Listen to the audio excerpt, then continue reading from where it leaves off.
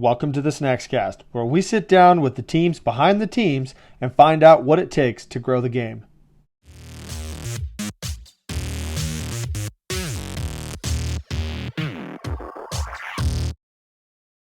Questions, like 8 of them, mainly just like on like leadership and like culture within an organization. So the first one is like, how do you effectively establish a culture within an organization, and what are the difficulties that come along with that? To effectively establish a culture, you sort of need to understand like what your organization's about, right? Like, give an example for ours, it's a sports team, and we represent the university, and so in terms of a culture, we needed to understand. Culture is essentially how you do things, like how we do things around here, right? So like for us, we had to determine what wasn't working for us and what was, like our strengths and weaknesses essentially, and then sort of put that into sort of like words and behaviors and actions of how we would uphold that. Like straight up, the 80% attendance came out of the discussion of like, you can't not show up for training and expect to play in games. So we had to say attendance is important to us, and what's a metric for us for success. And part of our culture is to say like 80% attendance is going to be a commitment to the team and it will be successful, right? And so you establish what's important. You put behaviors and standards behind that, things that you can measure, and then you practice it, right? And you practice it in everything you do. And that could sound like it's quite a bit, but like once you establish something and you say, this is what we're going to do and how we're going to do it and what we'll accept, then you have a measuring stick to go back to when something goes wrong, right? Like there's conflict in the team or an organization. Well, is that in line with how we want to do things? No. Okay, well, what do we want to do about it? How do we bring it back to what we say we want to do and how we want to do it, right? And so the difficulty in that, though, is your culture can't be so rigid that there's not a place for everyone in it. And that's the difficult part, is to find where your non-negotiable cultural items are and where the things that, not that you bend them, but they're flexible, right? So like sure. Trusting the process for you is maybe different, like stay true to 600, which is essentially trust the process. Right. Trusting your process is what is important to Casey to do on a daily basis to be an active member of the team, where my trusting the process might be a little bit different, right? And that might include the individual in that, but it's flexible enough that we both see it, we both know it's important, and we take value out of it from where our rubber meets the road. And the difficulty in that is like not being so stringent. Like there's a lot of organizations that'll say like, nope, it's this way or that, or you're gone. And you're starting to see that in a lot of organizations where people they're just like, I'm out. Do you think that consequences then vary depending on the person, if the rules kind of bend differently because of an individual? You know what I'm saying? It's not that the rules bend, right? It's that they take what value they take out of that piece of culture just might be a little different. So if you mispractice, you mispractice. Right. And you have to establish what those clear guidelines are, right? If you get in a fight in your organization or you have conflict, like there's got to be clear mediation standards, like communication standards, like you can have a conflict and we settle it pretty quickly, respectfully, or we can have a conflict and you can treat me with disrespect or bullying, right. And then one of those can be worked through, the other one is then not tolerable.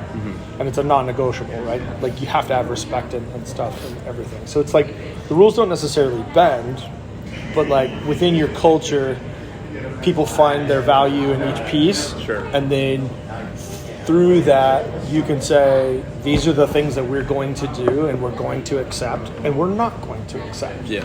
And then the other difficult piece is like, I guess another difficulty is you can never create a punishment or a repercussion that you're not prepared to follow through on. Sure. Do you know what I mean? Like, Right, yeah. And that's something I learned in law enforcement. Like, you never say like something you're gonna give that you can't follow through with. You know, it's like, oh my God, you missed 5 practices and you're out, right? For us, like even the 80% is a great standard and behavior metric for us. So like 80% for us is when we see people fall below that, we can have a chat with them and say, hey man, what's going on? Like we see you missing, we see you not there. We're better when you're here, you know, and it's an opportunity for an intervention. And it's also an opportunity to like get the pieces of the puzzle you're missing.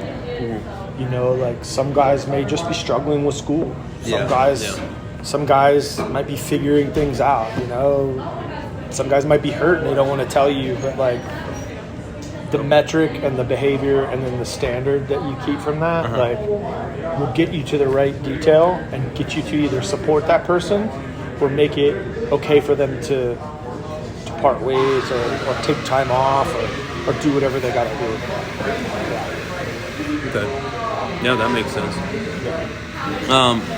How important is a mission statement to an organization, and how strict do you think it should be upheld? Or how strictly, I suppose. I have an interesting relationship with mission statements, right? Like a lot of organizations thrive on them and they put them up there.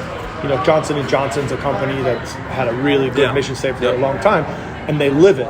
And that's part of their culture. That's part of their company policies. And, you know, they base everything off of their mission statement. But where you run into problems, or where I run into is I see a lot of organizations with mission statements, and they don't back it up.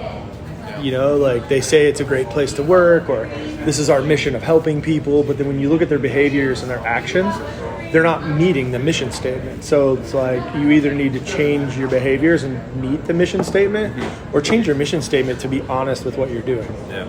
You know, like I also feel sometimes mission statements and culture can just be words on a wall for some organizations, right? Like More for show. Like I walk in and there's a mural there and it's like, you know, blessed. You know, it's like the Karen phenomenon where you've got like all the words on the wall and it's like this house is blessed or bless this mess, you know, and it's like you walk past that every single day and you may just become desensitized to it.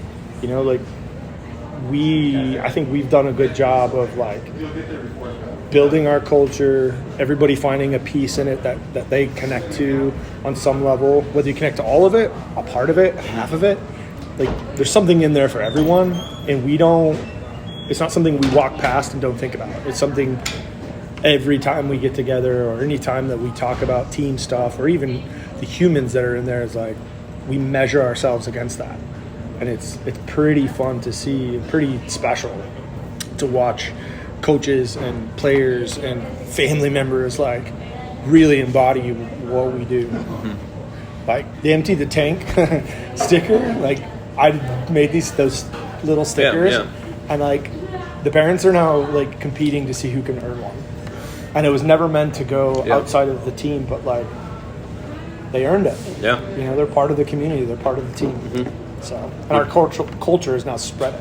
Would you say that like our like the house then that we practice, is that like our mission statement, or do you think that's just more of, or do you think that is just our culture on a piece of paper? That's our culture personified, or like that's our symbolism, right?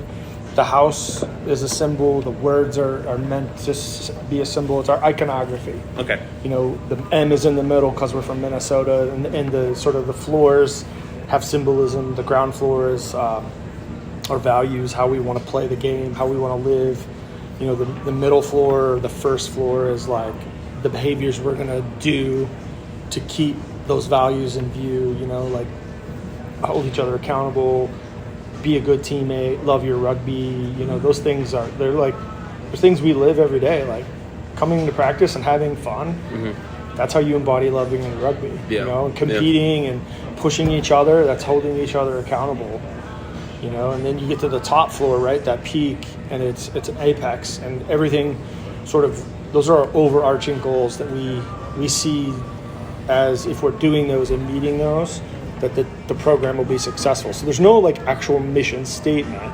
Maybe it's a couple statements in the iconography, and then those being in a house, that symbol, your home is what you'll defend the most. Right. Yeah. And so like, and also we used it because every rugby team in America has a rugby house, and it's usually, you know, players living together and when they're starting out in life, and like, you know, it's a mess, but it's your mess, and it's something you protect, and you don't know where this couch came from, you don't know where that poster came from, right? And that's what we did, right? We didn't know where like First Greetings came from. We didn't know where Saint Amadota came from. We just knew that they were part of our culture and part of our team, and we used the house as an analogy to furnish our team how we wanted to furnish it, you know, and like so far it's been pretty good. Yeah. And I think it's established, you know, some creativity too for each person to leave a little bit of themselves in the house. Coach, player, parent. You know, it's more like an apartment complex now with how many people are in it. Which is sweet. It's grown organically, which is. I did not think it was going to happen that way. Yeah. I was just like, how do I convey this message to a group of college dudes and coaches and get it to a point where it breathes, like we live it. Yeah. You know? The organic growth is better than any sort of forced growth, though. That's the other thing. You can't force culture. Yeah. You cannot do it. And then I've gotten that wrong in other teams. You know, I tried to bring singing to the Coast Guard rugby team, and like, guys, let's just get together and sing a song. Like John Denver, Country Roads, Sure. or I Got Friends in Low Places, or you know, some other songs. And like, it was good when the guys wanted to do it, but then some guys tried to force it on other guys, and it backfired, and it was like, great idea, bad execution. Yeah. You know, like, it's weird. As much as we love American songs and stuff, like, you know, it's not everybody gets into it. Yeah. People feel like they're put on a spot, so it's whatever. You know, like I said, you just can't force it. Sure. You find a sweet spot and you live in it, and you hopefully soak that in. If you're not soaking it in, then we got to find something to get you attached to it. Right. Do you think a successful organization needs to have good ethics? Yes. Yeah. Wholeheartedly. Okay. Right? Like, it's weird. I'm a anti-authoritarian rule follower, right? Punk rock kid, skateboarder, individual, like artistic views, but like really big into team world, really big into the military, right? That's where I come from. And it's like, there's a way, it's really weird to say this, but there's a way to do things and do them effectively without like hurting the environment, hurting the people, hurting the customers, like hurting your employees. You know, like there's a way to do things to be very successful and not hurt those around you. And if you can do that, I mean, you may hurt some feelings along the way, and those usually boil down to miscommunications. But like, if you can do that 90% of the time, and like people look at you and say, "Wow, what a good group of people," like they'll go to the ends of the earth for you. Do you think that's just having respect then for what you're doing and the people that are affected by it?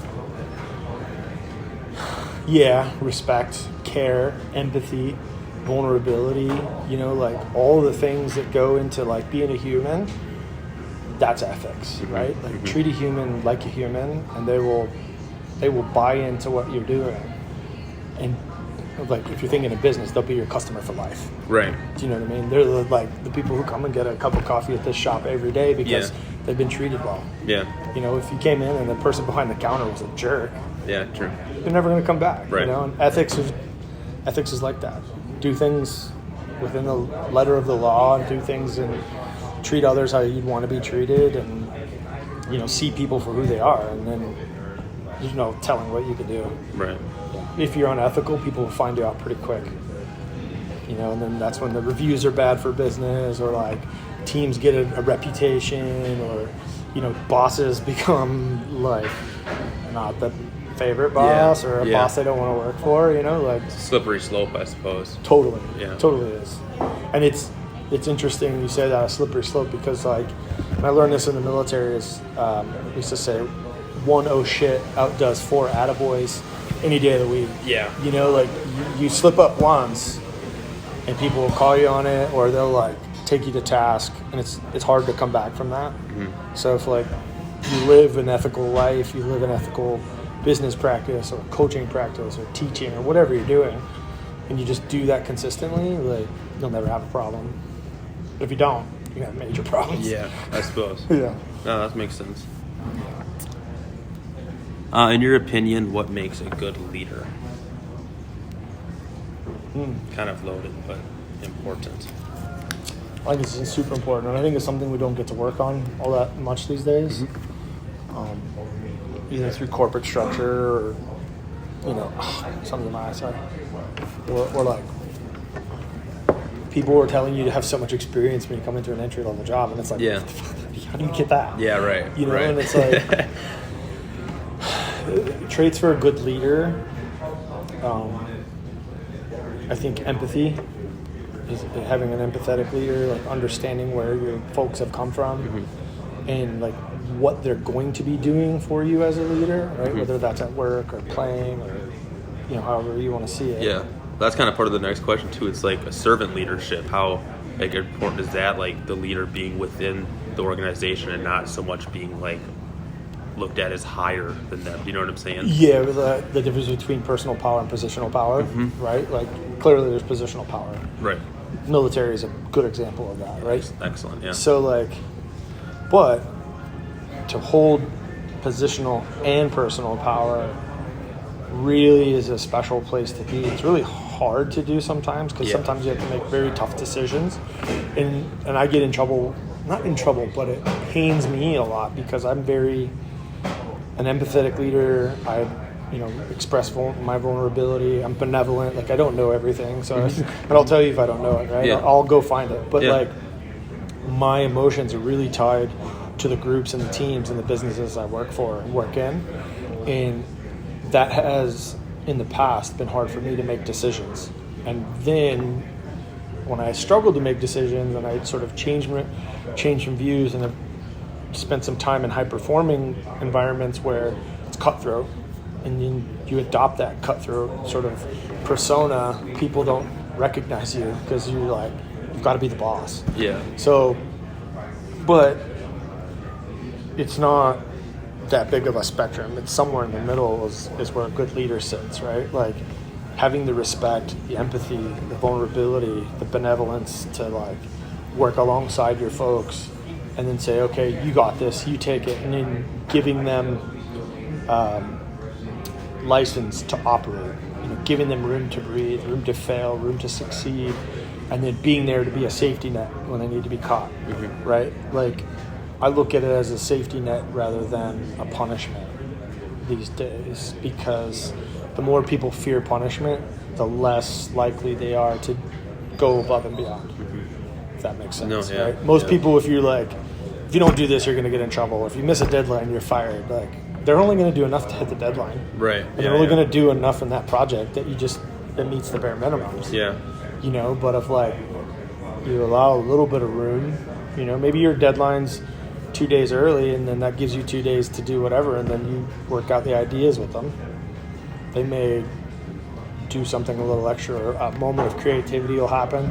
So for me, I always leave myself a little bit of extra time, a little bit of extra space and room to work with folks, if that makes sense, right? Like, why stifle creativity by putting a hard stop and a punishment on them? You know, I think the best thing for me as a leader is to learn how to use my questions.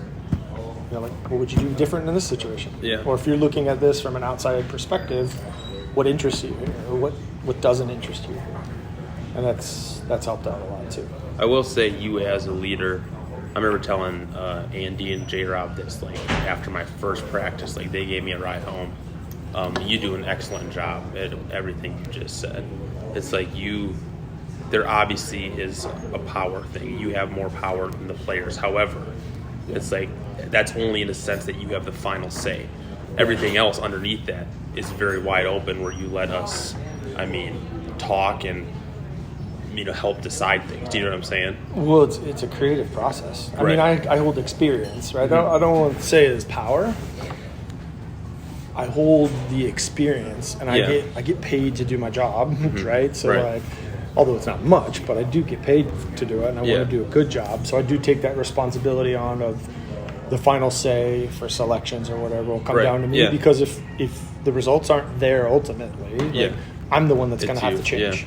Yeah. But it is your guys' team just as much as it's my team, and I'm never going to play a minute in the Gopher jersey except for an alumni game, right? But like, I will never represent the school in a conference game. I'll never go to a championship. But like, I need to get those of you who are to a point where you feel that M is yours. That jersey is yours to leave better, or like to make better while you're in it, and like, I don't do that by being a dictator. No, you can't. Right. You gotta get people to buy in. Do you think that a team or an organization's potential is cut short when the leader is more authoritarian? Shit, yeah. Yeah. Yeah, I when it's my way or the highway, you only get your way. And you never find out a different way to do things. You never see it through a lens of anybody else's. Like today we asked that question and that certain activity that we do, decision box, and they said, where would you stand? Right. Because I want to see what the lens of the other coaches is going to look like. I know where I would stand, I think. I still haven't made up my mind, but like, I want to know what you all are looking at and how you would see that view and how you would like get certain parts of that more engaged, right? And I leave myself no room for adjustments. If I just say, Casey, I want you to stand here. Bob, I want you to stand here. Yeah. Like, I will never see something, and you'll never be. You would probably never feel comfortable enough to tell me. Yeah. No. Yeah. You know what I mean? Absolutely. Why would I want that? This is a creative process. Right. Like, I want to see what you see. I want you to see what I see. I want us to see what Bob sees. Like, constantly just evaluating it and building that trust and that pushing each other sort of mentality. Like, where are we going to go? Like, how are we going to do this? Like, this is going to be good. I don't know. I think it might be a little different for a lot of guys too, because most guys are used to coaches telling you how it is. And that's just, it's just not the way it should be. Oh, I don't think that's the way it should be done. Yeah. No, I agree. Yeah. You don't learn if I'm telling you to do the same thing over and over and over. Right. Even in the same activities that we do, you'll get 1,000 different pictures. Yeah. And every picture builds your experience. And then when it comes time to you to make a decision under pressure, your brain will automatically go to those thousands of pictures, pick out the best option and go, I see Casey turning his hips this way, I'm going to move the ball that way. Yeah. Or I'm going to run, or I'm going to kick, or I'm going to do this. And that's just how I see it, right? Yeah. No, I agree. What you had said kind of makes more sense to me as well. I have like a leadership mind, or I've done all this stuff. It seems like having an emotional relationship with somebody in the organization rather than not like a work relationship, but like a work relationship. Like having any type of emotional tie to it seems to make it, 1,000% better. People will do. People won't care unless you care. If I just turned up and didn't give a shit, people wouldn't give a shit. No, that's true. Yeah. You know what I mean? Yeah. And in a small group, small unit, which a team is, sort of camaraderie base. Yeah. You find out pretty quick who does and who doesn't. Like, you find out pretty quick the guys who want to be Gophers and guys who don't. How do you deal with the folks that don't? You leave the door open. Yeah. And you tell them it's okay. Most of the time when people are ready to exit, they've already made up their minds. And they want to know that it's okay. And which it is for us as a team, right? Like, it's okay. Like, you've made the decision. We're not going to judge you harshly because you have class or you got injured or you did this or that. Yeah. Like, there's there's a way to leave people wanting to support where they just came from too. You know, you can be a jerk and be like, fine, leave, whatever, we don't need you. And they're like, right, you don't need me. Or you can say like, hey man, I get it. I've been there, I've quit things too. Like, here's the thing though, like if that position changes, just come on back. Yeah. Doors open. You know, and like Joe Pfaff, actually. Yeah. He quit and didn't come back for a year.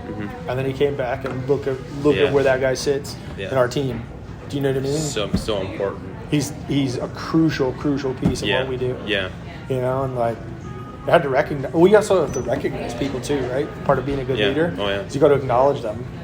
Joe Pfaff stood up last year and said in his brick ceremony, I remember that. Consistency. Yeah. Because he quit. Yeah. And he didn't want to like let the team. Yeah. He didn't want to let the team down. He wanted guys to know that he was not the guy that left. Yeah. He said he wanted to be more committed. Yeah. Yeah. And I told him right before the finals, you've lived up to it. Yeah. He did it. Shit, yeah. Yeah. He's a monster too. Oh, he's a hell of a monster, right? Like got blonde hair just flowing everywhere. I love it. Not a care in the world, but like such a grafter. Yeah. Yeah. And you don't get a Joe Pfaff back if you close that door. Yeah. You leave that door open and let just people walk through it when they want. Creates a welcoming environment. Yeah. There's a place for everybody. Yeah. You know, even you, when you came to me, like I know that was a really hard decision. Yeah, it was. Your voice, everything you've ever done for this team, the work you've put in, the person you are, like, I'm not going to turn you away, dude. Yeah. I know that this means something to you. Injury's a little different because that's out of your control. Yeah. So. Like my doctor made that decision as much as I did. Doctors and parents make the decision, but like, the team would lose so much with not having you. Having you here. Sorry. No, you're good. Really tired.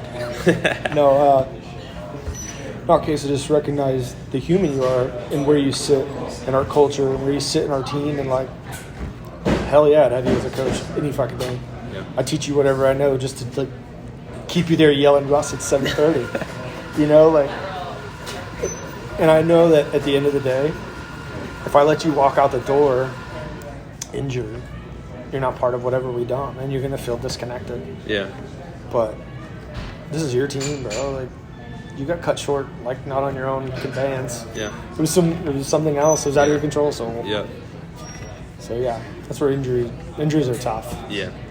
Because we've all been injured, you know. And you filled those phone calls, and it's like, I remember being cut down, torn ligaments in my ankle. It took me 10 months to come back, and like, I did the opposite. I walked away, and I didn't go to practice because I felt like I would like jump in too early. Sure. And instead of holding bags or filming, like, I sat at home and felt sorry for myself, and I still regret it.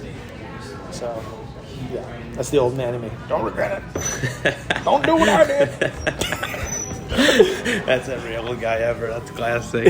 You know what? Like, you just have these realizations that you're like, oh God.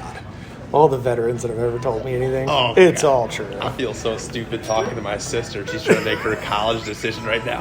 And I'm talking to her, and I look back at myself. I was like, I sound like my dad right now. I was like, this is the exact same thing my dad told me or my brother told me when I was trying to decide what college I wanted to go to. But I mean, oh, yeah. You turn into your parents whether you like it or not. That's the way it goes, though. I mean, you don't listen to what the people older than you say when you're younger, and when you're older, you want to share the advice, and the younger folks still don't want to listen. So in the military, we call it but sir rule. You let somebody go make a mistake, you give them 3 buts, right? But Casey, you sure you want to do that? Yeah. But Casey, you sure you want to do that? Casey, are you sure? And then you're like, yep, I'm doing it. And you're like, okay. And they go shock themselves on a light socket or something. You're like, I told you. You know, you also got to let people learn, I guess, too. Sure. Yeah. All right. You kind of already answered this. Is how important is it to have emotional intelligence as a leader and kind of know where people are at emotionally? Yeah. That's an important one. Yeah. And emotional intelligence is sort of like ebbing and flowing right now. Some people are not thinking it's as important, but like on the basis of it, it's understanding where your people are at and how they're feeling and like what's affecting them. Like 9 times out of 10, when someone's telling me they can't make practice because of X, Y, or Z, it's really like, dude, I'm overwhelmed. Dude, I'm anxious. Yeah. I'm struggling. And it's like, I need to know that so I know where to meet them, right? And if you can meet your people where they're at, it'll go so much farther. Well, it's kind of like the Timo situation of this fall, I guess. Yeah. I mean, I still don't know what was going on. I still don't know if you know what's going on, but I mean, no, there's I don't. something though. There's something every Tuesday. Yeah. Every Tuesday night, the guy has a quote unquote family problem, and he's got to deal with it. And I don't know what it is, and I'm just, all you can do is just sit there and support him and say, hey, dude, whatever you need, man. Yeah. You know, practice could be your escape, or if you want to go get coffee or burrito or whatever. Like, but, you know, and also you got to know, you have to have the emotional intelligence enough to know when people will tell you. Yeah, when you can ask. Yeah. Or when not to ask. Right. Yeah. When not to push. Just be like, hey, don't worry, when you're ready, I'm here. You know, and then people walk away and go, oh, I should have talked to him. Yeah. That was my opportunity. Yeah. You know, Yeah. you know, that's part of that emotional intelligence, right? Reading the room. Yeah. You know, don't walk in and be like, did somebody kill your dog? Because at 9 times out of 10, somebody's dog died. Yeah. And you look like a jerk. Yeah. Do you think that's something you can learn, or is it something that's just within people? Yeah, you can definitely learn it. You know, you learn it the hard way because you have to have discontent is vital to human growth, right? Like, I am using that example of the dog dying because that's happened to me like 3 times. You know, like, would your grandma die? Yeah, they did. Yeah. Shoot, you know, like, and instead of your heart's in the right place and the question is there and the enthusiasm, because you see in your people hurting and you don't know why. And instead of saying something, you're saying, did your dog die? Because you don't, no one gives us the words to as men to be like, hey man, you okay? Yeah. You know, that's a tough. I see you hurting, or you look like, you don't look like you're having a not a good day, but what is it? Like when you know something's off. Yeah, you're having an off day. Yeah. Or like, hey man, I noticed this week you just kind of like been a little quiet. Everything all right? Yes or no? Or, that's a really hard space, especially for men. Super hard space for men. We get no training on how to put words to emotion. Yeah. We get told to go punch something or throw the couch cushion, or you know, when we're probably better off go for a walk. Yeah. You know, like, take a lap. Yeah. Yeah, take a lap.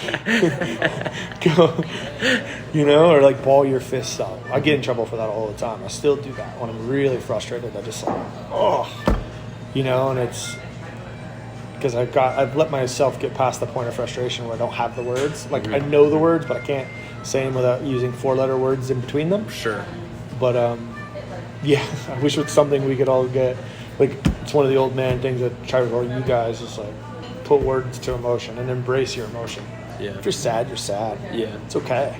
Well, I think our team does a good job of creating a space where boys can say shit like that, though. You know what I'm saying? Yeah, we work on the environment. You know, that's the other thing about culture and leadership is a psychologically safe environment to be creative, to fail, to hurt, to succeed, to celebrate. You know, like, how many times when you're growing up, like, you like really something cool happens and somebody's like, you're such a dork, shut up. Yeah. You know, or it's like, no, it's not, you're a dork, dude, that's cool. Yeah. You know, and that's what we try to do in our environment is just say, like, it's our lab, it's our laboratory. Go be creative, go try and fail 1,000,000 times, and let's see where we're at when we test ourselves in a game.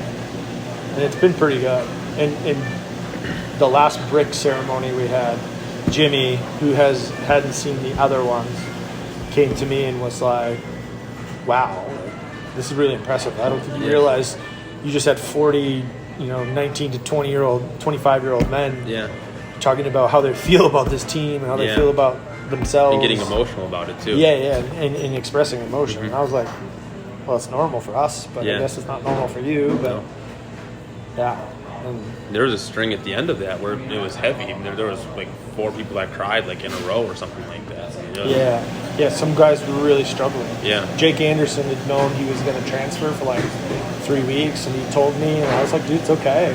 Yeah.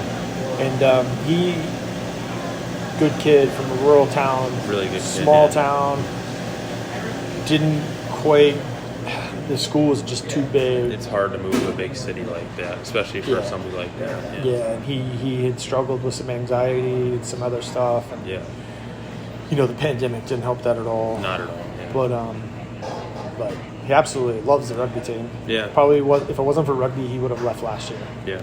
And then even his parents are like, wish we could just still play rugby and be at the U, but he's going to go play basketball. Yeah. You know. But even, I guess you could say, our group has worked on we've worked on our environment enough that when Jake says he's going to go transfer and play basketball, and I can't for lacrosse, right? Is he calling it lacrosse? Blacks, yeah. When lacrosse comes and plays Augsburg or somebody else, Yeah. we're all going to go watch him play. Yeah. And make like signs for him and Say stuff. a group of 50 dudes there, that'd be sweet. Oh, it'd be huge. Yeah. It'd be huge, and he would love it. Yeah. But like, that's another example of like you could kick somebody, like don't let the door hit you in the ass kind of thing. Yeah. Or you can be like, dude, that's awesome, and Yeah. I'm gonna be here like just cheer you on. Yeah. Got to realize what's best for the individual, I suppose. Hell yeah. Yeah. And you know how much more confident that like anybody goes out of our environment going like, I'm gonna go be an actor. Go for it, dude. Yeah. That's awesome. We'll be your first play. Yeah. And all of a sudden, they're just like, I'm jumping off this cliff right now. I'm Yeah. going to go for it. Yeah. And to watch people get to that moment where they're like unsure, but then they just go, you know what? Fuck it.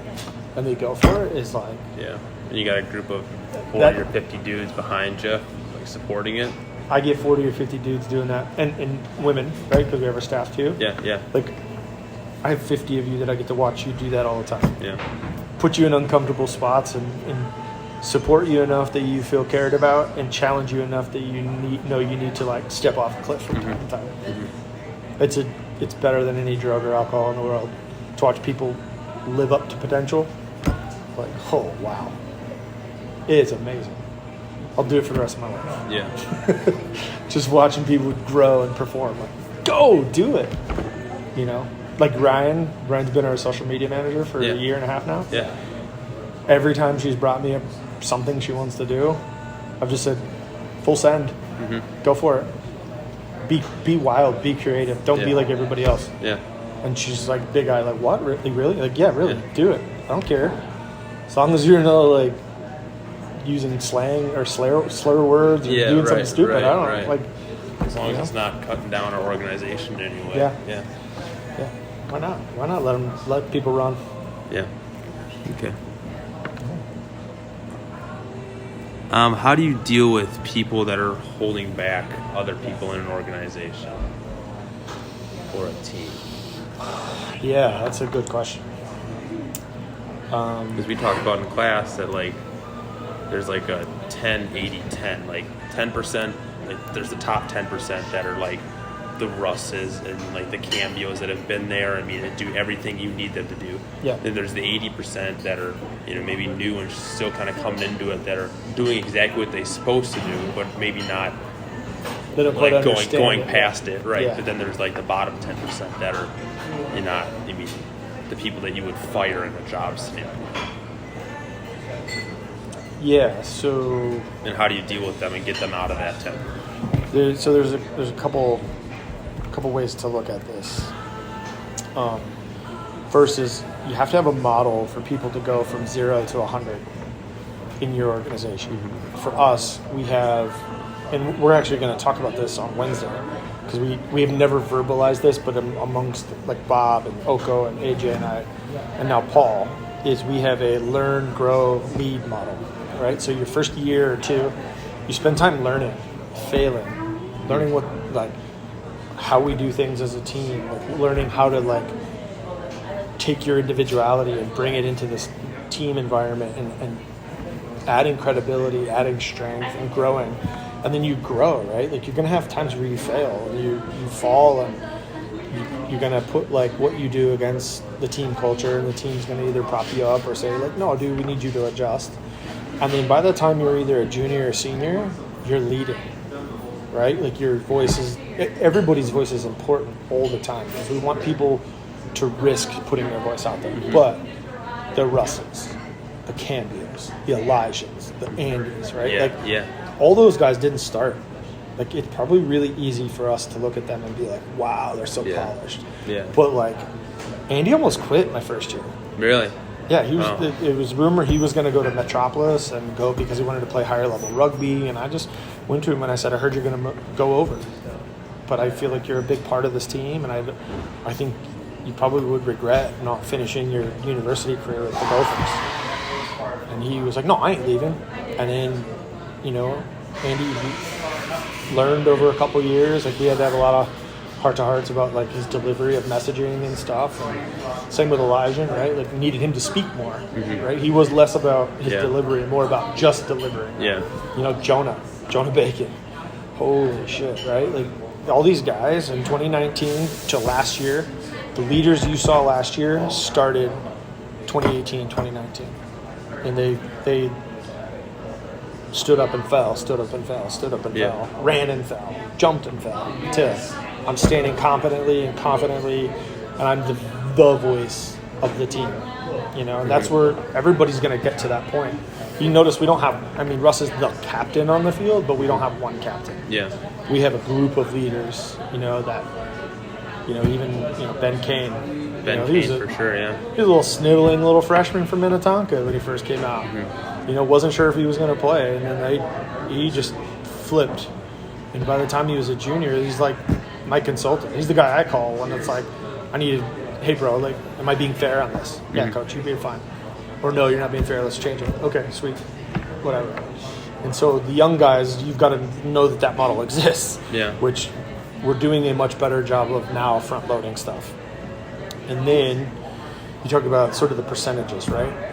So a lot of people spend, it's the 80-20 rule. Yeah. 20% of the people take up 80% of your time. Yeah. You're worried about the people that aren't there or toxic or whatever, blah, blah, blah.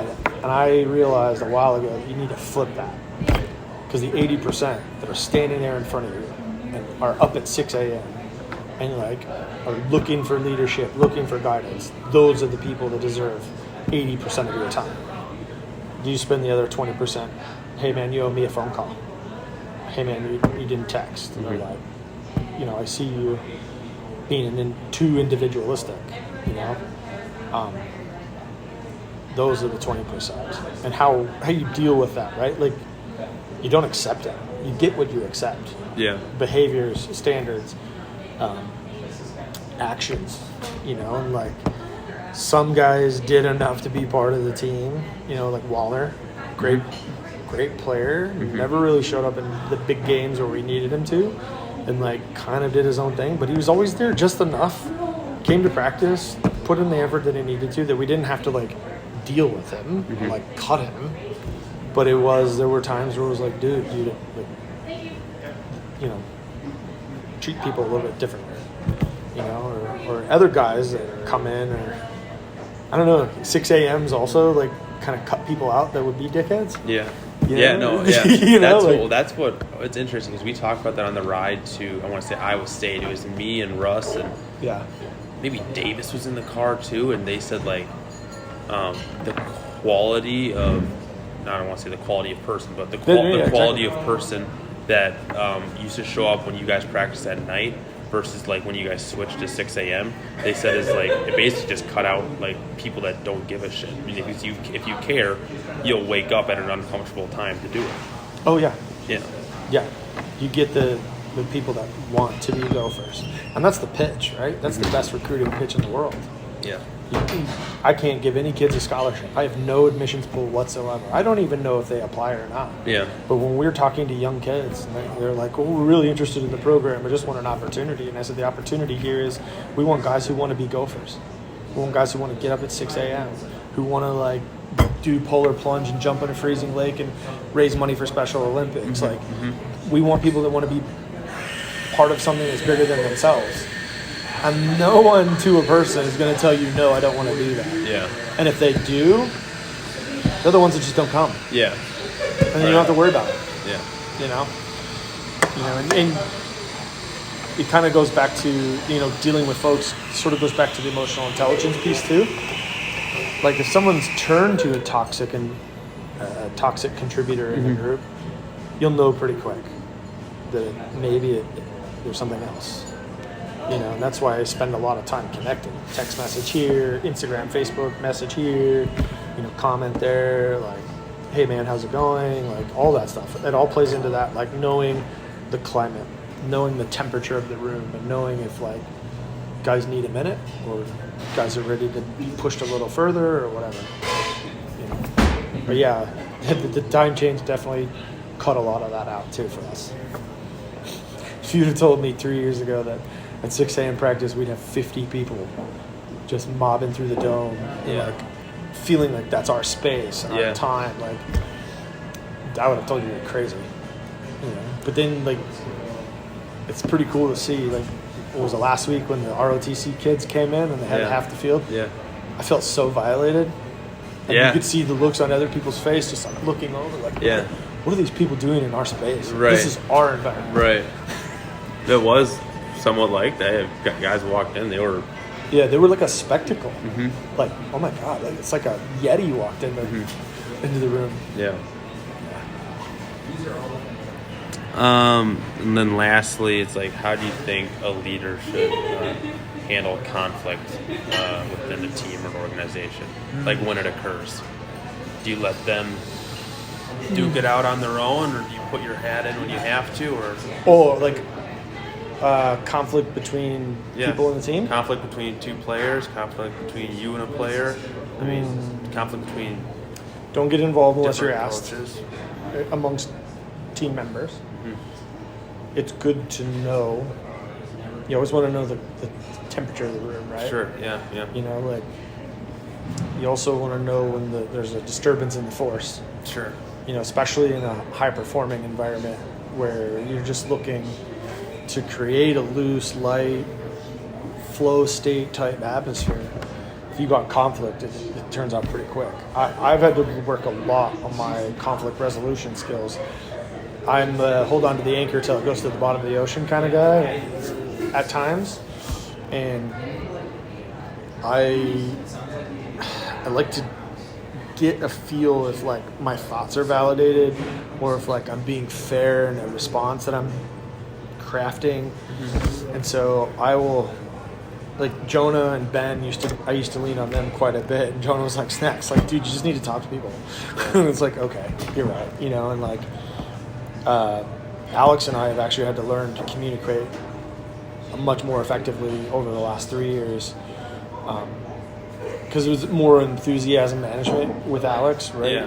He's very task focused, really wants to do a lot, which is great. And it's hard to hone him in on things at times. And there's some other things that play into that I know about now, know how to like communicate effectively with that. But you know, it was like for a while there was like, no, you can't go play touch on your own. No, you can't like do a scrimmage without a coach there. No, you can't. You know, and it was like, it kind of got to be, and I just went to Alex and was like, dude, I'm sorry we're having conflicts. It's my fault. You know, I'm sorry for the role I'm playing in this. You know, I should have told you up front more that like I'm managing a lot of enthusiasm, not just yours. I've got 50 people, and like it's a bit much for me at times. And I need to do a better job of that. And he was like, I'm sorry too. You know, and like, but it took us a long time to get to that point to where we could communicate that way. You know, I think I could communicate that way with most anybody in our team. And the reason Alex and I sort of have built that relationship is because of how much I see myself and Alex. I'm just a task-focused dude who's intense. Will hold on to a bone until somebody takes it away from me. You know, want to do the best for the organization or the people that's around me. Like, I'll do anything. And sometimes people are like, Snacks, you just need to like blow the whistle. You know, like just do this. That's fine. And so we have a very similar personality in that aspect, and that's where our conflict sort of comes from. Is like, I see you and me, and I see you and I. You know, and once we got to those terms, it was easy to communicate. So I think, to make the long story short, leader to organizational member needs to be short, swift, and with a little bit of humble pie at times, right? Like, it can be very easy to hold your position, be anchored to your position, and let relationships burn, you know. And there's no sense holding on to an anchor. Yeah. You know what I mean? Cambio also, him and I had, he's helped me a lot in terms of that as well. You know, there was a decision at Purdue 2019 where I decided to bring him off the bench as a finisher, and I didn't communicate that up front. And he thought I had just dropped him out of the lineup, and I was like, no, like, I wanted you to inject energy into the game, and I did exactly what I thought he would do, but I never communicated to him that was what I thought the plan would be. Yeah. Came in and scored 2 tries. Yeah. Like bang, bang, right off the bat. And then he was like, see what I could do? And I was like, oh, I should have told you that's what I thought you were going to do. Yeah. You know, because we were a slow starting team back then. Really slow. Yeah, so we needed to inject energy. Sure. And through that, he was like, dude, I thought you dropped me. And it was like, you know, we spent time just, hey, how do I front load this better? He was like, well, you should do, you know, this is maybe a better way to do it. And like, just communicating back and forth. You know, he helped me a lot with that stuff too. Where I could get into high performance snacks and just say like, you're fine. Yeah. You know, which, like in my job is cutthroat. It is, you're either the solution or you're the pollution. Sure. And if you become part of the pollution, it's eliminate the waste pretty quick. You know, it's like, they call them no food bills, right? You don't drag people along. High performance is like you're either providing or pushing towards the ultimate goals, or you're gone. In terms of communicating and obviously having to do it differently with different people, I think there's ever, are you ever going to be a perfect communicator? Do you think anybody can be or no? No. There's no way. And that's, communication is like the number one work on for everyone. I mean, it's literally the thing everybody says when we talk about, well, we could do better. Communicate. You know, like there's 1,000 different ways to convey the same message. Yeah. You know, it all depends on where you put the comma, where you put the exclamation point, or a question mark. Ron Burgundy. Yeah, and it's as a coach and as an educator, ultimately, like I think about how to deliver the most effective message and have it stick. You know, like have it be memorable. And it turns out that means I got to say less. Right? Most people can only remember one cue or one piece of feedback. You know what I mean? So it's like, you used to be able to, like, I used to just, like, spout from the mouth tactical and technical stuff, like, and nothing would ever happen. And it was like, oh, that's right, because I've probably contradicted myself in that. Right. So now it's just like, Casey, how does that feel? Okay, felt good? Do that again. Yeah. Yeah. You know, or maybe push a little harder here. And that's it. Communicate clearly and concisely. It's never going to be perfect. Never. Because it's all who said what to whom with what effect. Yeah. Yeah. You know, most people could be like, huh? You know? It's like even this morning when we talked about something that we thought was a pretty well-defined roles in a part of our game. Yeah. And we got like 3 different answers. And one of our most important players on the field in that defense was like, I never knew that I wasn't counted in this like thing. Yeah. And it was like, oh wow. Yeah. Okay. So Yeah, I'm one of the leaders on the field and on the team in general. Yeah. Luke. You're like, oh yeah, okay. Sorry, I should have told you that. Thought you knew. Yeah. Oh. That's all the questions I had. I appreciate you sitting down and talking about that. That was cool. Anytime, man. That's what I do.